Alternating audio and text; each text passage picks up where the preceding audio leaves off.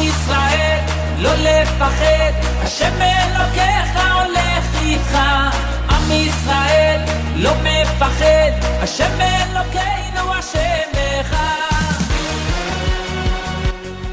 Bonjour à tous, nous voici dans l'émission du vendredi à l'univers de la Yeshiva. Nous allons bien sûr parler de la parashat Mishpatim. On va faire cela en deux étapes. Nous allons commencer avec le Rav Raphaël Halimi, avec laquelle, dans la parashat Mishpatim, qui nous expose principalement des lois d'ordre rationnel, la Torah exige quand même qu'on nous met en exécution les injonctions divines de la manière la plus inconditionnelle et non pas parce qu'elles sont logiques. Alors on va essayer de découvrir les trois étapes de la croyance en Dieu. La première c'est de croire, la deuxième de comprendre et en fin de compte de croire plus fort. Et c'est ce que nous allons étudier maintenant tout de suite avec le Rav Raphaël Halimi.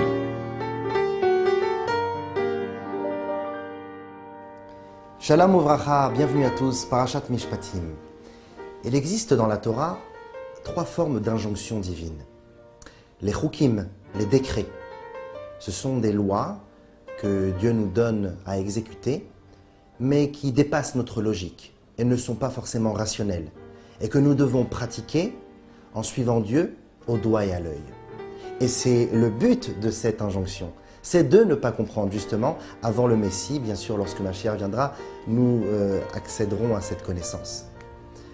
Ensuite viennent les edut, les témoignages, tels que le Shabbat. Ce sont des lois, des injonctions qui ont un aspect rationnel, qui ont en elles une logique, mais qu'il a fallu que Dieu nous les enseigne, que Dieu nous les donne, afin que nous puissions les mettre en pratique. Et que si Dieu ne nous les avait pas donnés, nous ne les aurions pas fait de nous-mêmes.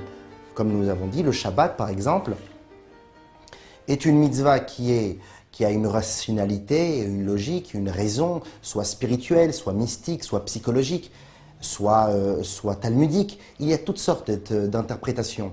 Mais si Dieu lui-même ne nous avait pas donné cet ordre et cette injonction, nous ne l'aurons pas exécuté. Et enfin viennent les mishpatim, les lois, les commandements qui eux sont totalement rationnels et que même si Dieu ne nous les avait pas ordonnés, nous les aurions fait de nous-mêmes avec le temps grâce à l'évolution humaine. Par exemple, ne pas tuer, ne pas voler, qui aujourd'hui est une moralité acquise, malheureusement pas encore à 100%, mais en tout cas acquise dans les grandes civilisations.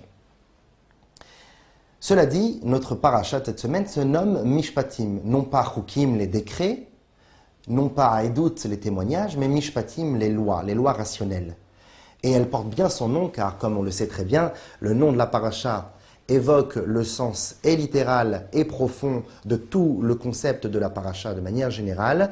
Et cette parasha donc porte bien son nom parce qu'il y a 53 injonctions dans cette parasha et la majorité d'entre elles sont de l'ordre de Mishpatim, ces fameuses lois rationnelles que même l'homme le plus bas pourrait comprendre et faire de lui-même, sans forcément un ordre divin. Cela dit, si on s'approfondit un petit peu plus, normalement, la fin de la paracha, où on découvre le summum de tout le concept de la paracha que l'on vient de découvrir, eh bien, à la fin de la paracha, nous découvrons quelque chose de différent, voire même de contraire. Les mishpatim qui font référence à cette rationalité, et à la fin de la paracha, nous parlons de la préparation du peuple juif face au mont Sinaï, et ils disent tous en chœur, Naase venishma, nous ferons, et ensuite nous comprendrons. Nous voulons arriver à la logique et à la rationalité seulement si nous en avons l'occasion. Mais le but n'est pas cela. Le but, c'est de faire et d'exécuter l'ordre divin. Et en particulier, la paracha de terminer avec un ordre divin qui est totalement un chok, un décret et non pas un mishpat, une loi rationnelle. Quelle est cette loi? C'est de ne pas cuire le veau dans le lait de sa mère, qui fait donc référence au mélange ou à la consommation ou à la cuisson du lait et de la viande ensemble, qui est un décret qui est illogique pour l'instant pour les humains. Donc on commence avec des mishpatim et on conclut la paracha par une idée de chok, justement par une idée de décret qui, ces décrets, brisent toute la rationalité des mishpatim. Afin de comprendre cela, nous allons ramener un commentaire du Shla HaKadosh, Le pseudonyme du Shla, c'est donc les initiales de Shenel Uchot Abrit, les deux tables d'alliance, ce fameux Rav Yeshaya Alevi Horowitz qui commenta la Torah de manière extraordinaire et très profonde.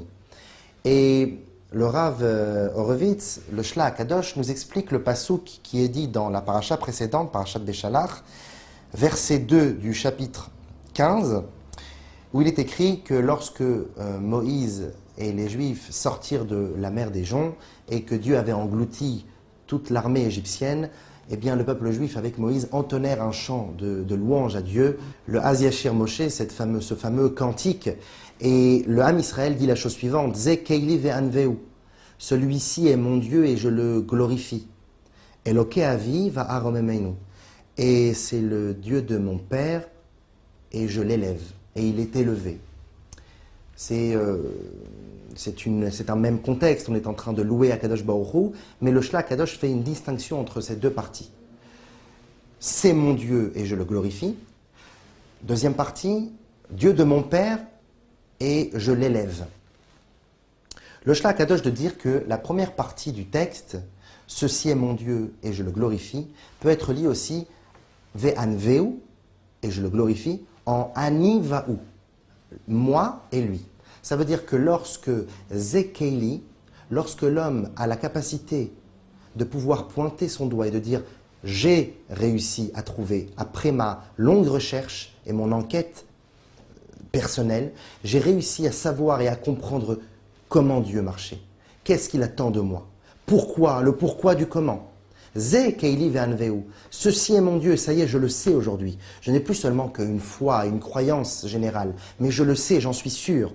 Et là, à ce moment-là, on arrive à Ani Vahu. Ve'anveu, je le glorifie, mais qui peut être aussi lu Ani Vahu, moi et lui. Lui et moi, nous formons maintenant une symbiose parfaite, une fusion. Nous sommes attachés l'un à l'autre parce que je ne fais plus que croire en Dieu, mais j'ai compris Dieu, avec ma réflexion, avec mon intellect, avec mes émotions. Alors que la deuxième partie du texte, où il est écrit « Eloke avi va'aromemenu » Dieu de mes pères et je l'élève, j'élève Dieu, eh bien pourquoi il est dit « Dieu de mes pères » et non pas « c'est mon Dieu » Parce qu'on fait référence ici à un homme qui ne s'est suffi que de la croyance, de la foi innée, presque biologique, qui régit chaque juif. Cette foi qui est au fin fond de chacun de nous, même celui qui ne connaît pas encore Dieu, même celui qui ne connaît pas encore la Torah, eh bien, il a cette foi en lui. Mais malheureusement, il existe des gens qui se suffisent de cette foi, qui se suffisent de cette croyance innée. Malheureusement, c'est vrai, ils ont une attache avec Akadosh Baruch Hu, mais une attache beaucoup plus lointaine que le premier cas. C'est pour ça qu'il est dit « Va'aromemenu » et je l'élève. Il est élevé, il n'est plus « Ani va'u », lui et moi. Nous ne sommes plus fusionnels. Mais il est au-dessus de moi, il est makif, comme on dit dans les termes kabbalistiques, il me recouvre.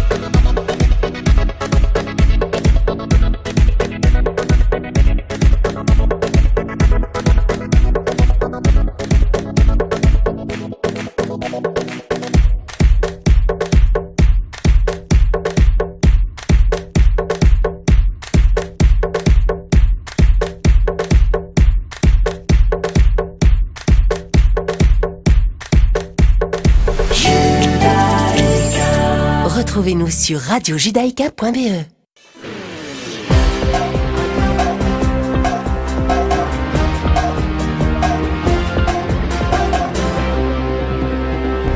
Nous revoilà sur Radio Judaïka. Nous sommes ce matin avec le Rav Raphaël Halimi, avec lequel nous essayons de comprendre les 3 étapes de la croyance en Dieu: croire, comprendre et puis croire. Et tout cela avec une certaine raison. C'est ce que nous allons tout de suite écouter avec cet exemple que le Talmud nous rapporte. La Gemara de rapporter cette fameuse histoire lorsqu'un voleur, lors de son cambriolage, prie à Dieu que les policiers ne l'attrapent pas, ou que le maître de maison ne le découvre pas. Alors, soit tu voles parce que donc tu ne crois pas en Dieu, alors ne prie pas Dieu puisque tu ne crois pas en Dieu, ou soit tu crois en Dieu, et donc si tu crois en Dieu, ne vole pas. Il y a quelque chose de contradictoire là-dedans. En fait, il croit en Dieu parce qu'il ne se suffit que de la croyance innée qui se trouve chez chacun, qui n'est pas du tout liée à quelconque effort de la part de l'homme. Sans qu'il fasse un effort, sans qu'il fasse une étude ou une recherche, il a cela en lui. Il a beau courir, il a beau sauter, il a beau s'enterrer, Dieu est toujours là dans son cœur. Cette croyance est innée. Mais si on ne se suffit qu'à cela, alors malheureusement on peut faire des transgressions, on peut faire des bêtises, on peut aller contre la volonté de Dieu tout en étant profondément incroyant. C'est cela ce que dit le Shla Akadosh. Il nous dit que ces 2 facettes de manière, ces 2 facettes d'approche vers Dieu, celle de le comprendre, celle d'amener sa propre réflexion, celle d'enquêter, de rechercher, Acheker Eloka, enquêter Dieu, eh bien cette approche nous fusionne avec Dieu, alors que de se suffire de la croyance innée, malheureusement, nous sépare un petit peu de lui. Cela dit, la question peut se poser. Au contraire, nous devrions d'abord parler de Eloké Avi, le Dieu de mes pères, en faisant référence à comme une sorte d'héritage, le Dieu de mes pères et je m'élève, et ensuite, après que j'ai donc appris, que donc j'ai cette foi innée en moi, là maintenant, je peux faire un effort et apprendre Dieu de manière profonde, réfléchir sur la divinité, avoir des émotions, des sentiments, et arriver au niveau de Ze Keili Ve'anveu, c'est lui mon Dieu et je le glorifie, Anivaou, lui et moi. On aurait dû inverser le texte et non pas mettre d'abord Anivaou et ensuite Va'aromemenu. En réalité, on est obligé d'expliquer la chose suivante. Cette fameuse phrase ne fait pas du tout référence à cette foi innée dont nous avons parlé plus tôt. Cette foi innée, nous n'avons même pas besoin d'en parler, puisqu'elle est innée. Elle est presque même biologique chez l'être humain. Elle est en chacun de nous. Chaque juif est croyant. Ce verset ne parle pas de cela. Ce verset parle qu'après qu'on ait pris conscience qu'on a cette croyance innée en chacun de nous, il y a 2 approches au sein même du service de Dieu. Il y a la première approche de Ze Keili Ve'anveu, ceci est mon Dieu, Anivaou, je sais qui il est, j'ai appris qui il est. Maintenant, nous fusionnons. C'est la première approche, on appelle ça l'intellect, la logique, l'étude, le savoir, la connaissance. Enquêter sur Dieu, ouvrir des livres, aller à des cours, comprendre la puissance de la science suprême et divine de la Torah. Ça, c'est la première partie de la avoda du service de Dieu.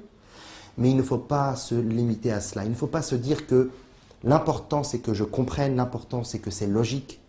Ce qui est malheureusement moins logique pour moi pour l'instant sera mis de côté. C'est la raison pour laquelle on finit le verset par « Eloké Avi Va'aromemenu ». Dieu de mes pères et je l'élève. Dieu de mes pères parce que nous sommes obligés de conclure et de finaliser notre approche vers Dieu par cette foi inébranlable. On commence par une foi innée, qui elle ne dépend pas de nos actions. Ensuite, nous travaillons cette foi. Nous l'analysons, nous la pétrissons comme une pâte. Nous travaillons cette foi. Pendant de longues années, on s'acharne à comprendre Dieu, à étudier, à étudier. Mais tout cela doit toujours nous ramener à cette conclusion fatidique que nous ne comprendrons jamais suffisamment Akadosh Baruch Hu. Il est au-dessus de toute logique, au-dessus de toute rationalité. Baruch Hashem, louange à lui, il nous donne la possibilité, ce fameux cadeau de pouvoir comprendre sa Torah. Mais le but, ce n'est pas de comprendre, le but c'est de faire de manière soumise. C'est la raison pour laquelle cette parashat Mishpatim commence par les lois rationnelles de la Torah. Bien sûr, ces lois Ve'ele hamishpatim, et voici ces lois, sont la suite du don de la Torah. Et le don de la Torah, c'est Naaseh venishma. Nous ferons et nous comprendrons. C'est cette fameuse foi innée, inébranlable, qui se trouve en chacun de nous. Mais cette foi ne doit pas rester seulement une croyance innée. Elle doit être travaillée. Donc vient le Ve'ele hamishpatim. Et toutes les 53 lois et injonctions que nous voyons dans notre paracha, ces lois rationnelles que nous allons comprendre, que nous allons emmagasiner, que nous allons assimiler, eh bien ces lois-là, cette rationalité, ce travail sera de longue haleine. Mais il ne doit pas s'arrêter là. On doit revenir en fin de compte à cette partie presque obligatoire, la foi, la croyance, qui est la suite du travail. Donc on a deux sortes de croyances et un travail au milieu. On a la croyance innée, le travail de la compréhension au milieu, et enfin de recroire, si on peut dire ainsi, de avoir de la foi de nouveau, mais à la suite d'une compréhension. Et il n'y a pas plus fort qu'un croyant qui sait. Un homme doit être un sachant. Il ne doit pas se suffire d'être un croyant, certes, mais il n'y a pas plus fort que le croyant qui sait. C'est-à-dire que même ces mishpatim, il les exerce de la manière d'un croyant. Il ne le fait pas parce qu'il a compris, il le fait parce que Dieu l'a demandé. Il le comprend, c'est bien, il aurait pu ne pas le comprendre. Ok, il le comprend pour l'instant, mais il ne le fait pas parce qu'il a compris, mais parce que Dieu le demande. Je ne tue pas parce que Dieu m'a demandé, parce que je l'ai compris, et que ce n'était pas moral. Je le fais parce qu'Akadosh Baruch Hu m'en donne l'ordre. Et c'est la raison pourquoi notre paracha finit et conclut toute son approche de Mishpatim. Elle le conclut par justement un chok, un décret, tel que ne pas mélanger le lait et la viande que nous avons vu tout à l'heure. Et le Naaseh venishma, nous ferons et ensuite nous comprendrons. Donc le but, les amis, c'est de pouvoir dévoiler cette croyance innée, de la travailler, de la pétrir pendant de longues heures, de longues années, de longs jours, où nous allons renforcer par une approche intellectuelle, une approche émotionnelle, nous allons nous rapprocher de Dieu pour enfin être le véritable croyant que nous sommes, pas seulement un intellectuel de la Torah, mais un véritable croyant de la Torah, un vrai croyant. Shabbat Shalom et la semaine prochaine.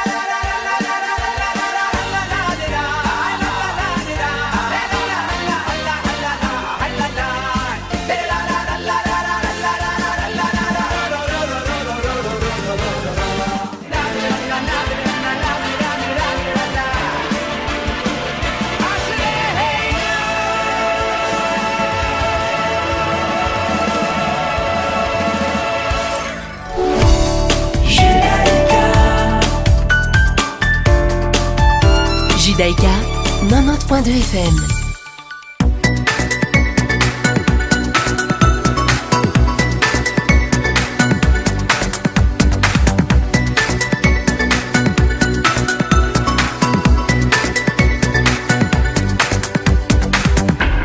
Donc voilà sur Radio Judaïka, nous allons passer maintenant à la parashat Mishpatim, le récit en soi de la paracha. Ce matin, nous avons la chance d'avoir le Rav Shlomo Matzliach avec lequel nous allons pouvoir comprendre un petit peu le sujet de cette paracha.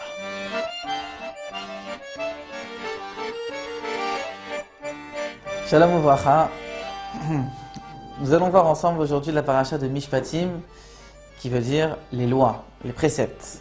Alors, nous avons vu il y a 2 semaines que quand Dieu a donné la Torah au peuple juif, il a également donné non seulement les 10 commandements, mais également toutes sortes de mitzvot que nous allons voir cette paracha, qui sont décrites dans notre paracha. La mitzvah que l'on rencontre au début de notre paracha est la mitzvah du Eved Ivri, l'esclave juif. Alors c'était une personne qui s'était vendue ou que le tribunal avait vendu puisqu'il avait fait des petits vols, des choses comme ça qu'il n'avait pas les moyens de rembourser. Donc le tribunal rabbinique avait la possibilité de vendre cette personne à un autre juif. Et puis la Torah nous dit que si cette personne est rentrée célibataire chez son maître qui était bien entendu juif, avait la possibilité de lui donner pour épouse une servante qui n'était pas juive et avec lesquelles il pouvait avoir des enfants qui, après 6 ans, devaient rester chez le propriétaire et donc n'avaient pas le droit de sortir avec leur père. Si l'esclave était rentré avec une femme, bien entendu, le propriétaire, son maître, n'avait pas le droit de lui donner une servante non juive. Et quand il sortait au bout de 6 ans, sa femme et ses enfants sortaient également avec lui. Si le serviteur ne voulait pas au bout de 6 ans sortir, il dit j'ai envie de rester chez mon maître, je suis bien, alors le maître avait la possibilité de le garder encore jusqu'au Yovel, donc jusqu'au jubilé, qui était maximum donc 50 ans après.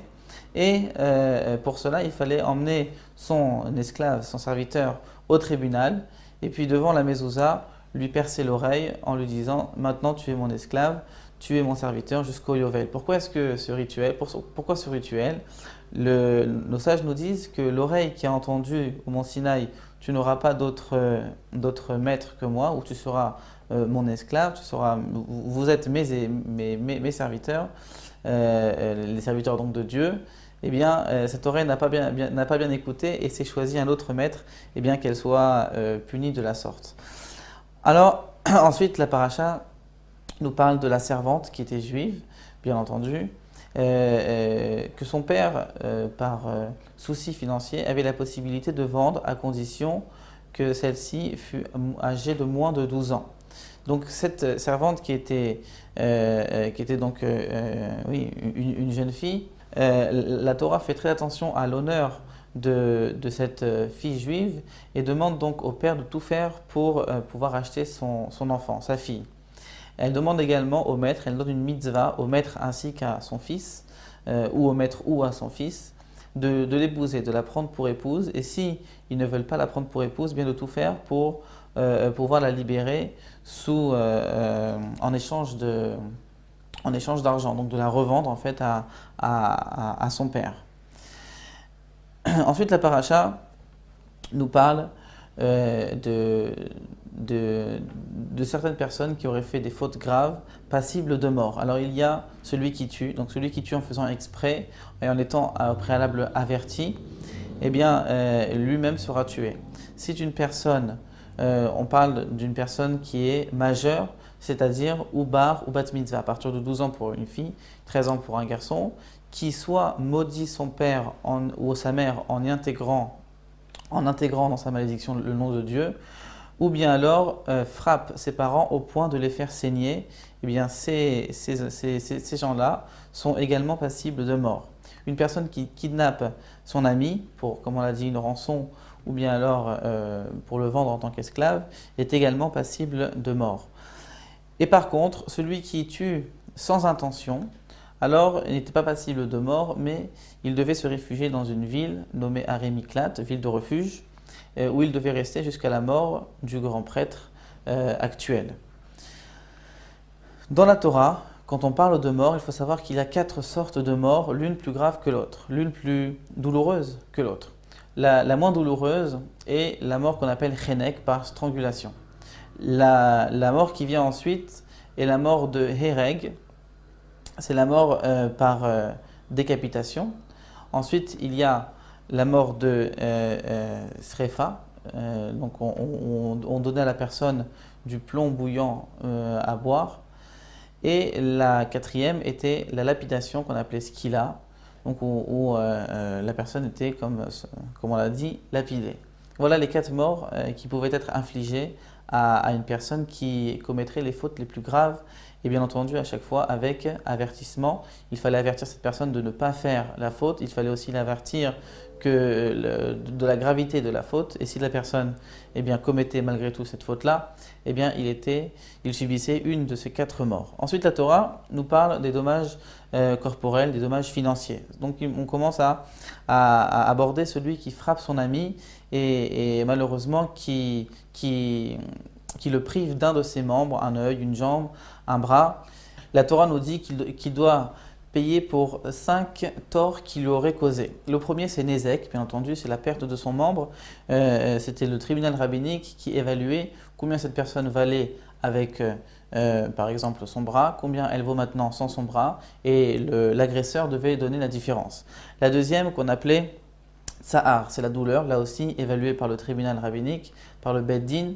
L'agresseur devait rembourser la douleur qu'il avait fait subir à son ami.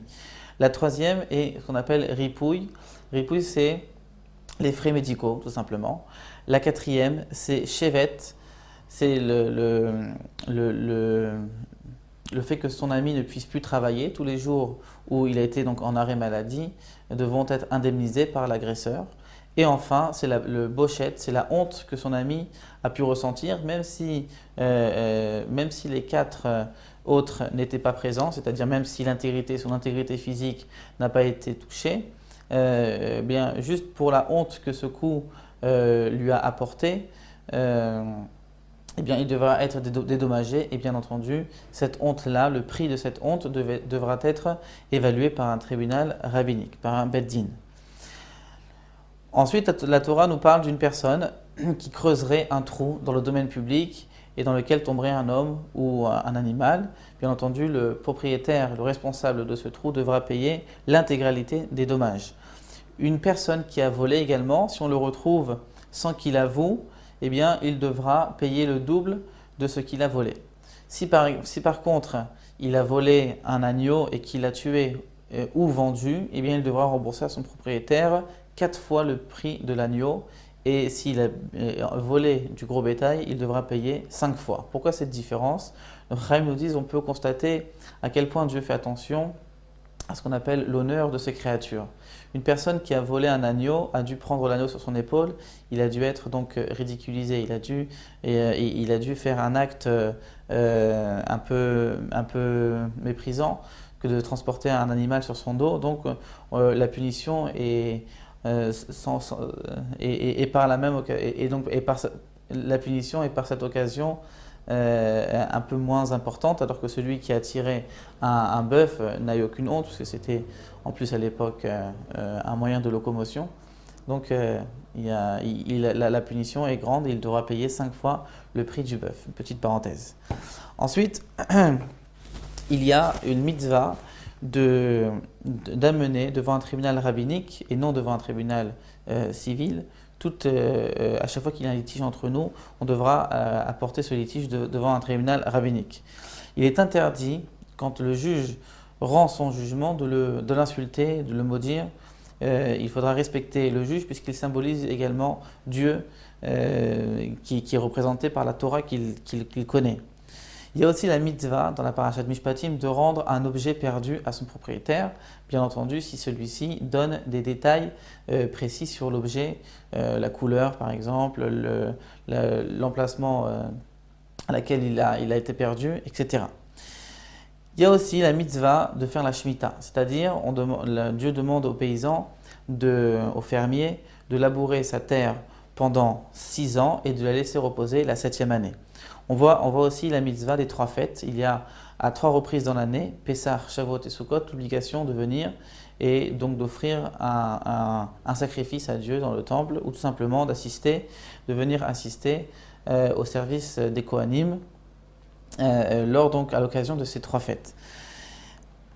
Et enfin, Hachem termine par des brachot en disant: si vous accomplissez tous mes commandements, les commandements que je vous ai donnés, ceux-là et tous les autres, alors sachez que vous allez avoir la prospérité dans votre terre, vous allez avoir le bonheur.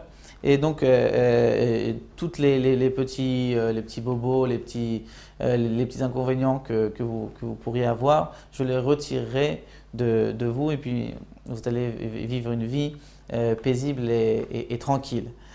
Et enfin, la Torah termine en nous disant que Moshe Rabbeinu, pour pouvoir recevoir toutes ces lois, a dû monter sur le mont Sinaï et rester là-bas durant 40 jours et 40 nuits sans manger, sans boire, et est redescendu finalement au bout de 40 jours avec toutes ces lois qu'il a transmises au peuple juif et qu'il leur a appris dans ses moindres détails. Et sont montés avec lui sur le mont Sinaï les 70 anciens qui sont restés à un certain niveau.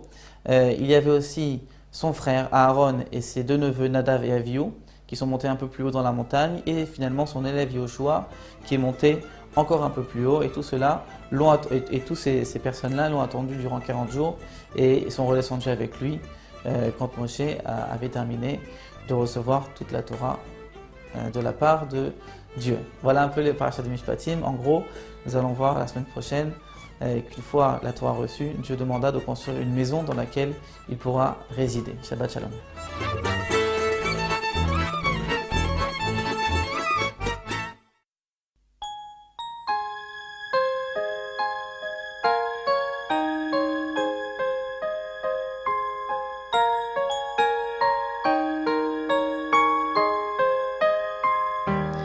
Le 6 Sivan, les enfants d'Israël reçoivent la Torah. Ils sont riches à présent de 613 mitzvot. Grâce à ces commandements, chaque instant, chaque geste prend de l'importance. Même une poule sur une route peut permettre d'accomplir un acte grandiose.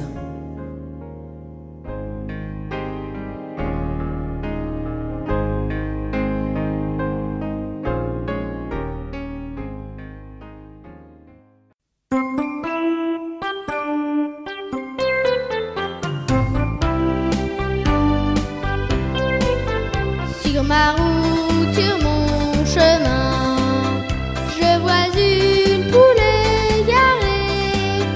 Elle appartient au voisin. Il faudrait la ramener. Tout à coup, je suis pressée. Et oui, je suis désolée. Je ne veux pas m'embarrasser de cet oiseau qui caquette. Cocodette, cocodette, cocodette.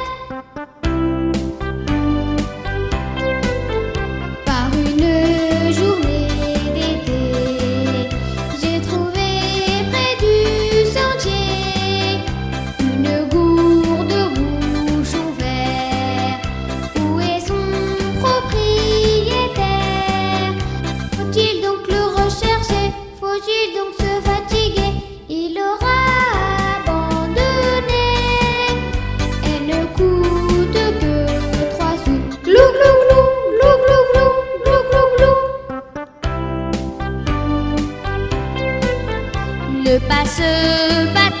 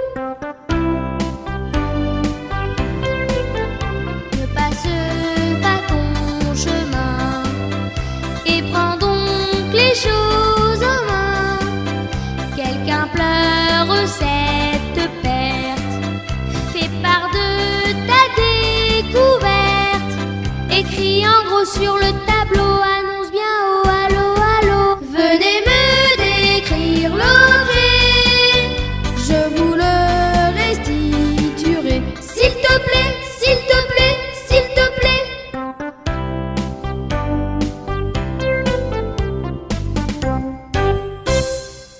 Le train numéro 613 à destination de Paris-Gare de Lyon va partir au quai numéro 4. Attention à la fermeture automatique des portes.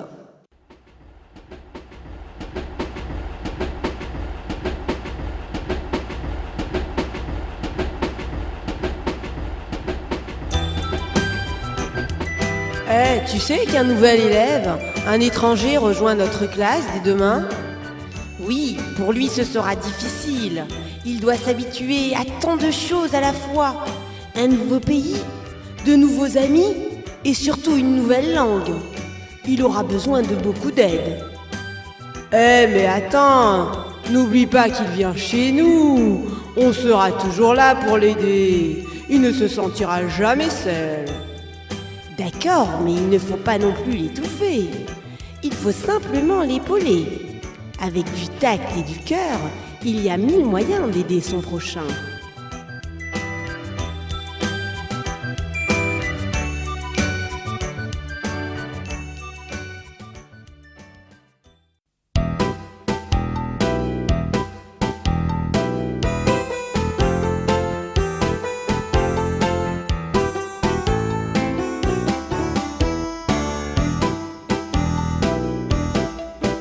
Entouré de nouveaux visages, je regrette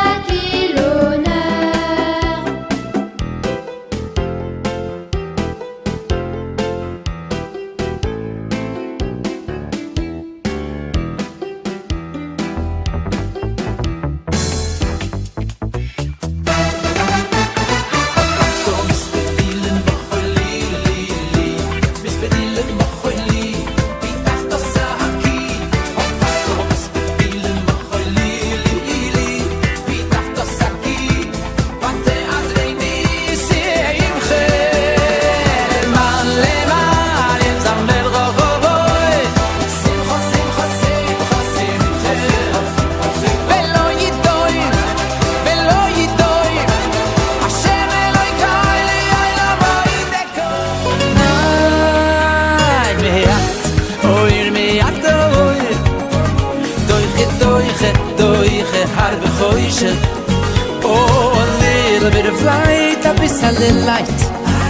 Doiche, har me choishes. A little bit of light, just a little bit of light. Doiche, har me choishes. Yeah, hallelujah, hallelujah, Shem Hashem. Yogi, yogi, yotzivot, tzivaveni verovo. Yeah, hallelujah, hallelujah, Shem Hashem. Yotzivaveni verovo.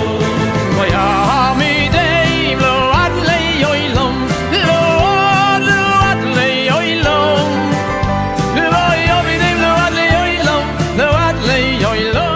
Hey, love and life means it God in heute night the guy. Love me loiben min zet hare Love me loiben min zet kenig in oide le malkaine Love me loiben min zet helfer in oide le moishiaine Die bist doch tat in jo in zet futter ja Ja ja, schick schon Messiah Riatone fachobi Hoi meine Stimme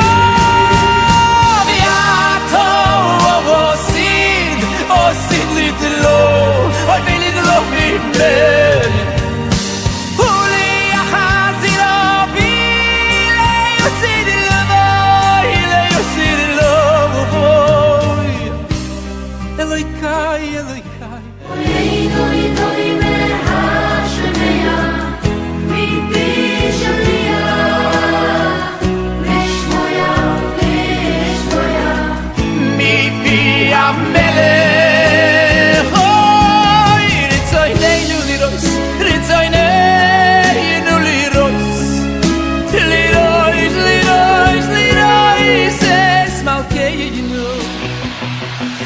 Boyno shelo ilom ani yoidea Shebeis hamikdosh hashlishi Einoi banui meyavoni Hu banui mitmois Veikom asher ato tzorich Rak goydi moachas Veikom asher ato tzorich Rak goydi moachas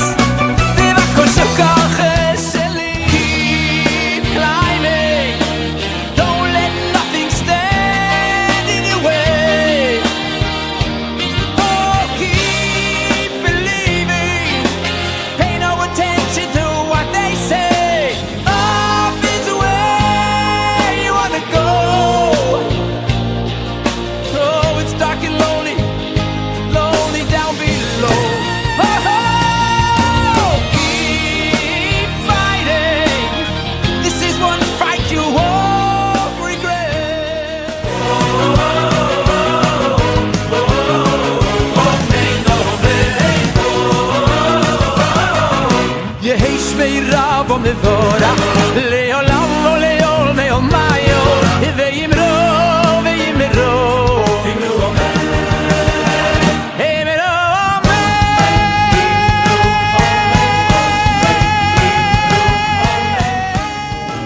Oya Ve Hashem Yirei Elokim Anshe Yemes No voice Veverako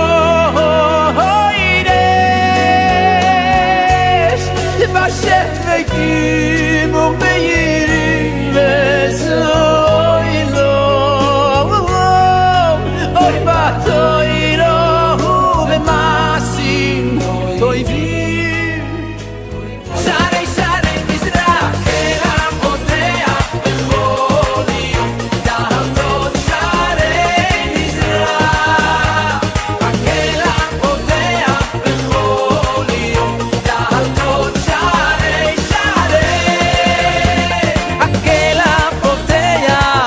בכל יום דלתות שערי מזרח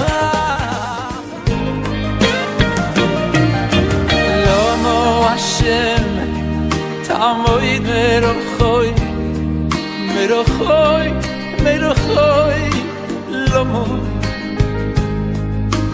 תעלים לאיתויס בצורו בצורו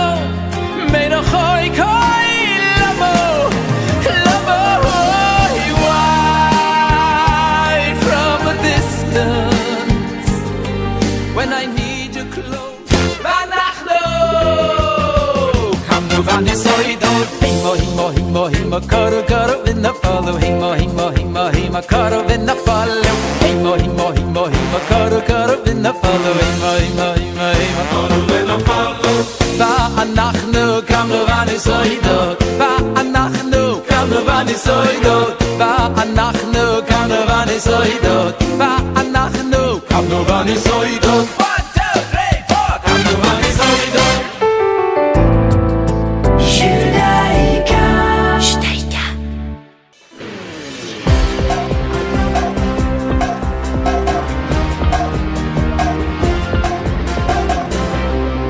Et bien voilà, c'est ainsi que finit notre émission ce matin. Je vous rappelle que nous sommes à Shabbat Parashat Mishpatim, mais nous sommes aussi Shabbat Mevachim. Nous allons bénir le mois prochain, le mois de Hadar Aleph.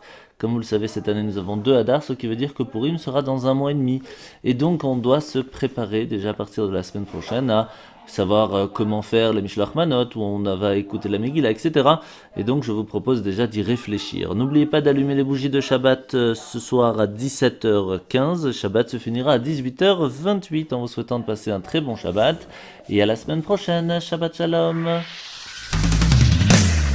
ישראל, לא לפחד, השם אלוקיך הולך איתך. עם ישראל, לא מפחד, השם אלוקינו השם אחד.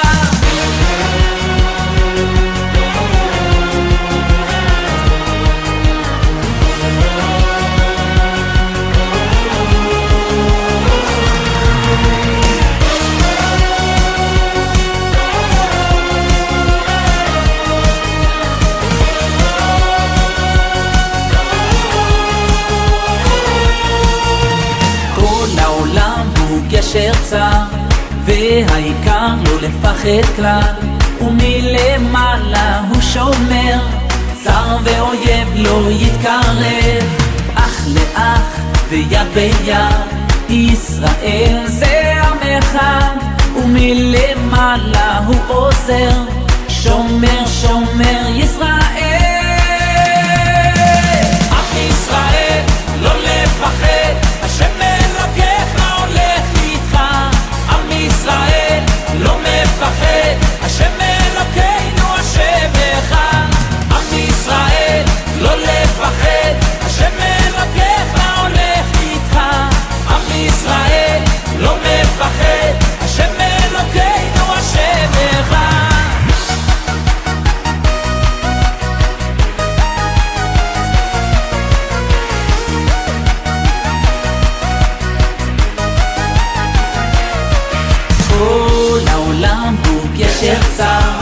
והעיקר לא לפחד כלל, ומלמעלה הוא שומר, צר ואויב לא יתקרב, אח לאח ויד ביד, ישראל זה עם אחד, ומלמעלה הוא עוזר, שומר שומר ישראל. עם ישראל לא לפחד, השם אלוקיך הולך איתך. עם ישראל לא מפחד, השם אלוקינו השם אחד. עם ישראל לא לפחד, השם אלוקיך הולך איתך. עם ישראל לא מפחד, השם